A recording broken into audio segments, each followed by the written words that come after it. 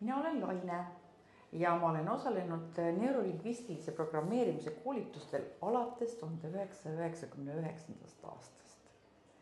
See on täiesti kohutav kui kaua aega, üle 26 aasta. Ja ma pean ütlema, et need on olnud ka väga erinevad. Mõned nendest koolitustest on olnud pikad, 8 moodulist koosnevad terveaastased koolitused, neid on olnud 3. Ja siis ma olen osalenud ka suvekoolides ja erinevatel lühikestel kursustel, nii et ma tunnen, et ma olen NLP-s täiesti läbi imbunud. Ma olen ikka öelnud, et kui ma ei oleks õppinud NLP-d, siis ma vist oleksin praeguseks surnud. Sest neurolingvistiline programmeerimine aitas mind eriti oluliselt, kui läksin poliitikasse. Olles Tartu linna valitsuses, olles edaspidi Kultuuriministeeriumis ja ka Riigikogus, tuleb öelda, et väga palju oli erinevaid läbirääkimisi, erinevaid enda soovide välja ütlemist, julgemist välja öelda ja tegelikult ka mitmeid olulisi metoodikaid, mis aitasid rahulikuks jääda erakordselt keerulistes olukordades.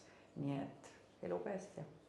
Mulle on alati väga meeldinud see tore trio Ave, Viive ja Külli, kes on neid koolitusi läbi viinud, kes tegelikult ülihästi üksteist täiendavad, sest teada ju on, et nendel on ka erinevad koolkonnad selja taga, nii et ma arvan, need inimesed, kes Eestis on saanud õppida NLP instituudis seda koos selle toreda 3 graatsiaga, siis ma arvan, et nad on saanud väga täiusliku pagasi endale, sest selja taga on nii ida, lääs kui põhi.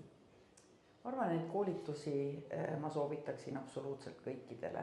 Pole üldse oluline, oled sa poliitik, õpetaja, oled sa raamatukogu töötaja, oled sa lihtsalt koolitaja, oled sa juht. Ühelt poolt saad sa palju häid teadmisi ja võtteid ja meetodeid ja teiselt poolt saad sa endale väga hea pagasi iseennast taastoota. Nii et neurolingvistiline programmeerimine.